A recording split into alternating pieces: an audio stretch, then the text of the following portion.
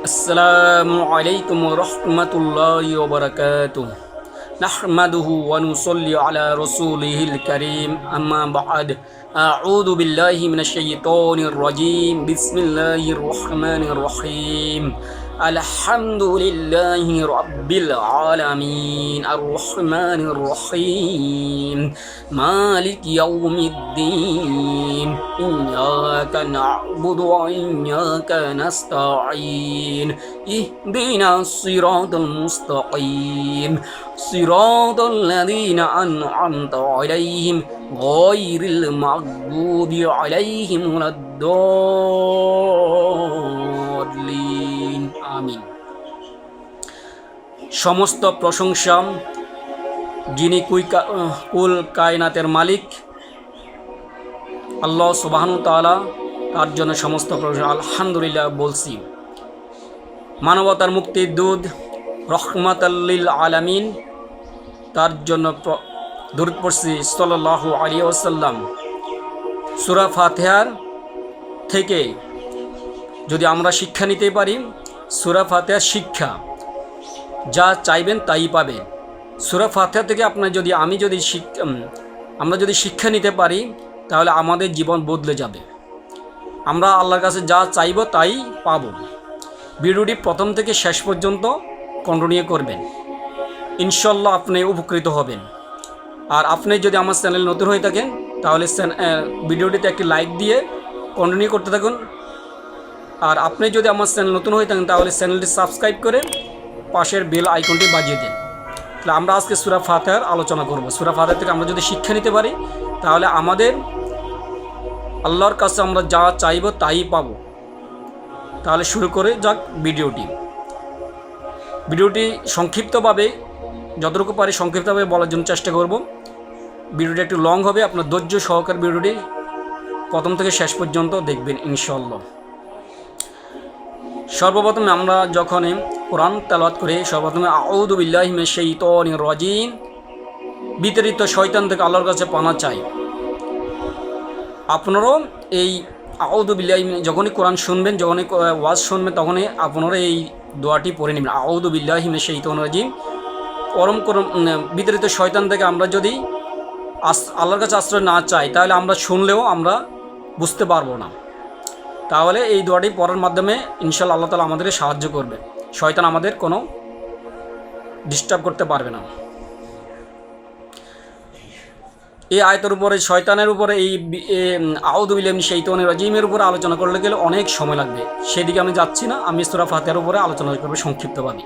তাহলে আল্লাহ তাআলা বিসমিল্লাহির রহমানির রহিম, পরম করুণা অসীম দয়াময় আল্লাহর নামে শুরু। এই যে আল্লাহর নামে শুরু, এই বিসমিল্লাহ, এই বিসমিল্লাহ আপনি যত কাজই করেন না কেন, এই বিসমিল্লাহ বলতে হবে। বিসমিল্লাহ সহকারে আপনি কাজ আরম্ভ করবেন। এই সূরাটিকে ফাতিহা বলার কারণ, উদ্দেশ্য হচ্ছে সূরা ফাতিহা, এই সূরার নামকরণ করে সূরা ফাতিহা। সূরা ফাতিহার নামকরণ করার উদ্দেশ্য হলো, কোরআনে সর্বপ্রথম সূরা আর কোনো কিছু শুরু করার নাম হলো ফাতিহা। তাই এই জন্য কোরআনের সূরা নামকরণ করা হয়েছে সূরাতুল ফাতিহা। এই সূরার অনেকগুলো নাম রয়েছে। এই সূরাকে উম্মুল কিতাবও বলা হয়। উম্মুল কিতাব বলার কারণ হলো, কোরআনের মাহা বলা হয় এই সূরার। এই জন্য এই সূরার পুরা কোরআন শরীফের সংক্ষিপ্তভাবে এই সূরার মধ্যে আল্লাহ তাআলা বলেছেন। আর পবিত্র কোরআনে যত সূরা আছে 113টি সূরা, এই সূরা বাদে এই সূরার ব্যাখ্যা হলো আর বাকি সমস্ত সূরা। এই জন্য কোরআনের মা বলা হয় উম্মুল কিতাব। এই সূরাকে সূরাতুশ শিফা বলা হয়, কারণ এই সূরা দিয়ে যত আলেমরে দেখবেন, এই সূরার মাধ্যমে ফু দিয়ে পানি ফোরা যখন দেয়, রুকাইয়া করে, জারফুক করে, তখন এই সূরা দিয়ে জারফুক করে। আবু সাঈদ খুদরি রাদিয়াল্লাহু তাআলা আনহু থেকে বর্ণিত, সেখানেও রাসূলের কিছু সাহাবী সফরে বের হয়েছেন। দেখা গেল এক গোত্রের কাছে তারা আত্মীয়তার জন্য সুপারিশ করলেন, কিন্তু তারা আত্মীয়তা করলো না। পরে তারা সেখান থেকে চলে গেল। যাওয়ার পরে ওই গোত্রের সর্দারকে সাপে কামড়িয়েছে। সাপে কামড়ানোর পর দেখা গেল তারা অনেক চেষ্টা করলো, বিভিন্ন চেষ্টা, তারা সফল হতে পারলো না। তাদের সর্দারকে সুস্থ করতে পারলো না। তারপর তাদের মধ্যে একজন বলল, আমাদের মধ্যে যে কয়জন লোক আসলো ওদের মধ্যে হয়তো কেউ কিছু জানতে পারে। তারা কয় তাহলে একজন যাও। তাদের কাছে যাওয়ার পর তারা বলল, তাদের কাছে এই যখন ঘটনাটি বলল, তারা বলল, আমরা তো তোমাদের মেহমান হতে চেয়েছিলাম, তোমরা তো আমাদেরকে আপ্যায়ন করাও নেই, কাজেই এমনি এমনি তো আমরা করব না, কিছুই করব না। আমাদের সাথে একটা তারা শর্ত জুড়ে দিল। বলার পরে তারা এক পাল বকরির বিনিময়ে তারা রাজি হলো। তারপর সাহাবীদের মধ্যে একজন এই সূরা ফাতিহা দিয়া জারফুক করা আরম্ভ করলো। পড়তে পড়তে দেখা যায় এক পর্যায়ে এমনভাবে সুস্থ হলো তাদের সর্দার, মনে হয় কখনো তাকে সাপে কামড়ায়নি। আল্লাহু আকবার, সুবহানাল্লাহ। তাহলে এই সূরা ফাতিহার মধ্যে আর এই হাদিসে এসেছে এই সূরার মধ্যে, এই সূরাটি যে আসমানি কিতাব 104খানার ভিতরে সর্বশ্রেষ্ঠ 4খানা বড় হচ্ছে, যারা ইনজিল, জাবুর, তাওরাত এবং কোরআন। ইনজিল, জাবুর, তাওরাতের মধ্যে এই সূরা, এত দামি সূরা দেওয়া হয়নি যা কোরআনে আল্লাহ তাআলা আমাদের জন্য দিয়েছে। এই সূরা ফজিলত এত বেশি, এই সূরার মধ্যে প্রতিটি হরফে রয়েছে নূর, প্রতিটি অক্ষরের উপর রয়েছে নূর। এই সূরার মধ্যে যে শিক্ষা রয়েছে, এই শিক্ষা যদি আমরা যদি এই শিক্ষা নিতে পারি এই সূরা থেকে, তাহলে আমাদের জীবন পাল্টে যাবে, বদলে যাবে। আমরা আল্লাহর কাছে যা চাবে তাই পাবো। এই সূরার মধ্যে রয়েছে, তাহলে এই সূরার দিয়ে আপনি জারফুক করতে পারেন। যে কোনো রোগ হোক না, যত কঠিন রোগ হোক না কেন, এই সূরা দিয়ে আপনি জারফুক করতে পারবেন। আপনি আল্লাহ তাআলা সুস্থকার মালিক আল্লাহ তাআলা। তাহলে এই সূরার আরেকটা নাম হয়েছে সূরাতুস সালাত। এই সূরা সালাত ছাড়া, সালাতে নামাজের মধ্যে এই সূরা না পড়লে আপনার সালাতও হবে না। তাই এই সূরার নামকরণ হয়েছে আরেকটা সূরাতুস সালাত। এই সূরার রয়েছে রুকাইয়া, এই সূরার অন্য আরেকটি নাম হয়েছে রুকাইয়া, মানে জারফুকের সূরা। তাহলে এই সূরার অনেকগুলো নাম রয়েছে। তাহলে এই সূরার আমরা অনেকগুলো নাম রয়েছে, সূরার ফজিলত এত বেশি তা বলা অপেক্ষা রাখে না। তা সূরাতুল ফাতিহার পরে এখন আমরা পুরা সূরা পরিপূর্ণভাবে তেলাওয়াত করব এবং কি শুনবো এবং কি আমল করার জন্য চেষ্টা করব। বিসমিল্লাহির রহমানির রহিম, এই প্রথম আয়াতে আল্লাহ তাআলা পরম করুণা অসীম দয়াময় আল্লাহর নামে শুরু। তাহলে আপনি যত কাজ করবেন, যত ভালো ভালো কাজ করেন, অবশ্য বিসমিল্লাহ বলে সমস্ত কাজ করবেন। তবে হারাম কাজে বিসমিল্লাহ বলা যাবে না। কোনো ভালো ভালো কাজে আপনার বিসমিল্লাহ বলবেন। যেমন ভাত খাওয়ার শুরুতে বিসমিল্লাহ, খাবার খাওয়া, যে কোনো ভালো খাবারের শুরুতে বিসমিল্লাহ বলবেন। ভালো যে কোনো কাজ করবেন বিসমিল্লাহ বলবেন। তাহলে কাজের শুরুতে বিসমিল্লাহ বলতে হবে, এটাই আমাদের রাসূলের শিক্ষা। নামাজ, যেমন আমরা যখন এই নামাজে ওযু করি তখন বিসমিল্লাহ বলতে হয় ওযু করার সময়। তাহলে বিসমিল্লাহ গেল। এরপর পরের আয়াত, আলহামদুলিল্লাহি রাব্বিল আলামিন, সমস্ত প্রশংসা বিশ্ব জগতের প্রতিপালক আল্লাহর জন্য। এখন প্রশংসা কেন করতে হবে? আল্লাহ তাআলা দ্বিতীয় আয়াতে বলছে প্রশংসা, সমস্ত প্রশংসা আল্লাহ তাআলার জন্য। এখন আমি যদি প্রশংসা নাও করি, আল্লাহর জিন এবং মানুষ যদি আল্লাহর প্রশংসা না করে, আল্লাহর হাজার কোটি কোটি ফেরেশতা রয়েছে যা আমরা হিসাব করতে পারবো না। তিনি তার নিজেই প্রশংসিত।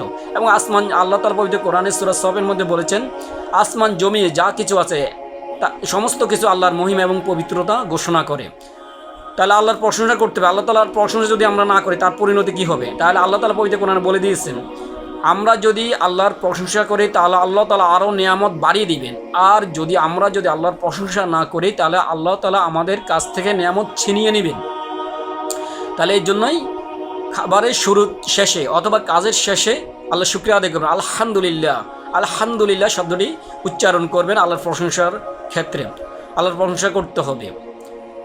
তাহলে এরপরের আয়াতে আল্লাহ বলতেছেন, ইয়া আর রহমানির রহিম, পরম করুণাময় অসীম দয়াময়, অত্যন্ত দয়ালু। তার দয়া কত বেশি এটা আপনার বলে শেষ করা যাবে না। কারণ আমরা মানুষ এবং জিন, আল্লাহর প্রশংসা, আল্লাহর হুকুম আদেশ নিষেধ নাম মানার পরেও আমরা আল্লাহর ঠিকমতো আদায় করতেছি না। আল্লাহর হুকুম, আল্লাহর আনুগত্য, আল্লাহ ইবাদত বন্দেগী ঠিকমতো করতেছেন, তারপর আল্লাহ তাআলা আমাদেরকে অক্সিজেন দিতেছেন এবং কি অক্সিজেন দিতেছেন, রিজিক দিতেছেন, বিপদ আপদ থেকে রক্ষা করতেছেন, তাহলে অবশ্যই আল্লাহর কত রহমান রহিম, আর রহমান রহিম তিনি পরম কর্ম অসীম দয়াময়। কাল হাসন মাঠেও তিনি আমাদের অনেক দয়া করবেন। আমি সংক্ষিপ্তভাবে বলতেছি। এরপরে ইয়াকা না'বুদু ওয়া ইয়াকা নাস্তাঈন, আমরা কেবল তোমারই গোলামি করি এবং শুধু কেবলমাত্র তোমারই কাছে সাহায্য চাই, তোমারই কাছে সাহায্য চাই। এখন আমরা যে বলতেছি, আল্লাহ বলতেছেন, আমরা বলতেছি আল্লাহর কাছে একমাত্র তোমারই গোলামি করি। আমরা কি আল্লাহর পরিপূর্ণ গোলামি করি? আমরা কি পরিপূর্ণ আল্লাহর ইবাদত করি? আমরা তো ঠিকই বলতেছি আল্লাহর কাছে একমাত্র তোমারই গোলামি করি, তোমার কাছে সাহায্য চাই। হাদিসের মধ্যে এসেছে এই সূরার প্রতিটি আয়াতের শেষে আল্লাহ তাআলা জবাব দেন। তাহলে আল্লাহ তাআলা যখন বলে আলহামদুলিল্লাহি রাব্বিল আলামিন, তখন আল্লাহ তাআলা বলেন আমার বান্দা আমার প্রশংসা করতে, যেভাবে আল্লাহ তাআলা বলতেন প্রতিটা আয়াতের শেষে। এখানে যে বলছে যে আমরা কেবলমাত্র তোমার কাছে সাহায্য চাই, কেবল তোমারই ইবাদত করি এবং কেবল তোমার কাছে সাহায্য চাই। আল্লাহ বলতেছেন যে আমার বান্দা আমার ইবাদত করে এবং আমার কাছে সাহায্য, অবশ্যই আমার বান্দা যা চাইবে আমি তাকে তাই দেব। সুবহানাল্লাহ। তাহলে এখন আমাদেরকে এই সূরাতে শিক্ষা নিতে হবে একমাত্র ইবাদত করতে হবে আল্লাহর। একমাত্র, যদি আপনি ইসলাম ছাড়া কোনো রাজনীতি করা যাবে না, করতে হলে একমাত্র আল্লাহর আইন আনুগত্য করতে হবে। ব্যক্তি, পরিবার, সমাজ এবং রাষ্ট্রে সমস্ত জায়গায় আইন চলবে কার? আল্লাহর। আল্লাহ আইন দিয়ে দিয়েছে মানুষের জন্য। তাহলে আল্লাহর গোলামি করতে হবে। একমাত্র আল্লাহর গোলামি যদি আমি করতে পারি, সমস্ত জায়গায় আল্লাহর আদেশ এবং নিষেধ মেনে যদি চলতে পারি, তখন আল্লাহ তাআলা আমাকে, আমি যা চাইবো আল্লাহর কাছে আল্লাহ তাই দিবি। আল্লাহর কাছে কোনো কিছুর অভাব নেই। আল্লাহ তাআলার কাছে কোনো কিছুর অভাব নেই। এবার আপনার যদি সন্তান হয় না, সন্তান চাইলেও আল্লাহ দিবেন, কিন্তু আপনি চলে যান কি মাজারে, আপনি চলে যান পীর দরবারে, আপনি চলে যান খুনারের কাছে, কবিরাজের কাছে, কোথাও যেতে হবে না। ইনশাল্লাহ কোথাও যেতে হবে না আপনাকে। এই সূরা ফাতিহার উপর আমরা আমল করুন। আপনার আল্লাহর আদেশ এবং নিষেধ মেনে চলেন। আল্লাহর বলতেছে না, আল্লাহ বলছে একমাত্র আমরা বলতেছি আল্লাহর কাছে একমাত্র তোমারই গোলামি করে এবং তোমার কাছে সাহায্য, গোলামি করতে হবে একমাত্র আল্লাহর। আল্লাহ যেভাবে বলছি, আল্লাহর আদেশ নিষেধ যদি আপনি সঠিকভাবে পালন করতে পারেন, আমি আল্লাহর কসম করে বলতেছি অবশ্যই আল্লাহ তাআলার কাছে আপনি যা চাইবেন তাই পাবেন। আল্লাহ আপনাকে নিরাশ করবে না, যে কোনো সমস্যা। তা এরপরে আমরা বলতেছি ইহদিনাস সিরাতাল মুস্তাকিম, আল্লাহর কাছে আমরা বলতেছি আমাদের সরল সঠিক পথে পথ প্রদর্শন করুন। আল্লাহ তাআলা বলছে সরল সঠিক পথ কোনটা? সরল সঠিক পথ হচ্ছে ওই পথ যে পথটা আমরা জান্নাতে যেতে পারবো। সরল পথটা একটা, আর বাঁকা পথ, বক্রপথ অনেকগুলি। শয়তানের পথ অনেক পথ রয়েছে, কিন্তু জান্নাতের পথ মাত্র একটি। সেই পথে আমাদেরকে আল্লাহ যে পথ দেখিয়ে দিচ্ছেন, এই পথে যদি আপনি চলতে যান, হেদায়েত পেতে চান, হেদায়েত প্রাপ্ত হেদায়েতের পথ যদি আপনি পেতে চান, তাহলে কোরআনের প্রথম থেকে সূরা নাস পর্যন্ত আপনাকে ভালোভাবে পড়তে এবং বুঝতে হবে। আপনি ইনশাল্লাহ আল্লাহ তাআলা আপনাকে হেদায়েত দান করবেন, আপনি যদি হেদায়েত পেতে চান। তারপরে সিরাতাল্লাযীনা আন'আমতা আলাইহিম গায়রিল মাগদুবি আলাইহিম ওয়ালাদ-দাল্লিন।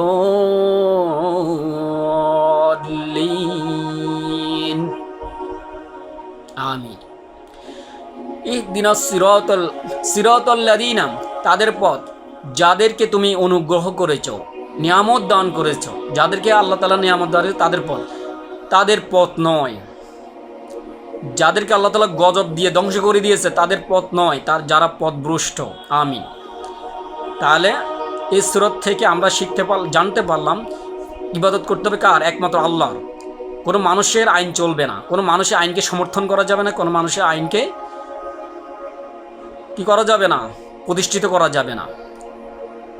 আর আপনি যদি আল্লাহর কাছে আল্লাহর আদেশ নিষেধ মেনে চলতে পারেন, অবশ্যই আল্লাহ তাআলার কাছে যা চাইবেন তাই পাবেন। আল্লাহ আপনাকে নিরাশ করবে না। আল্লাহ যে কত দয়ালু, কত মহানুভবতা আল্লাহর।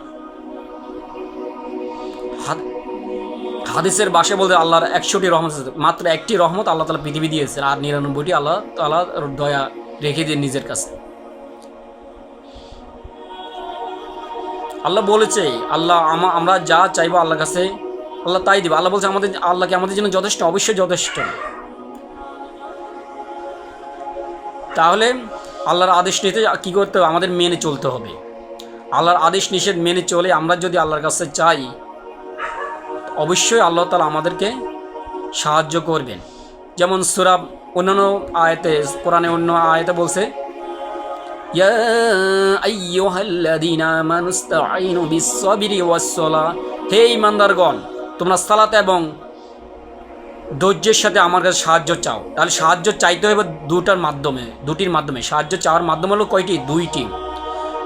আপনি যদি এই দুইটির মাধ্যমে আল্লাহর কাছে সাহায্য চান, সালাত 5 ওয়াক্ত সালাত আদায় করবেন এবং ধৈর্য, যে কোনো পরিস্থিতি, যে কোনো বিপদে আপদে ধৈর্য ধারণ করবেন, অবশ্যই আপনি আল্লাহর কাছে যা চাইবেন তাই আল্লাহ তাআলা আপনাকে দিয়ে দিবেন। ভিডিওটি আর লম্বা করতে চাচ্ছি না। তাহলে আমরা এখান থেকে সূরা ফাতিহাতে কি বুঝলাম? যত কাজ, প্রথম 1 নম্বর শিক্ষা রয়েছে সূরা ফাতিহার।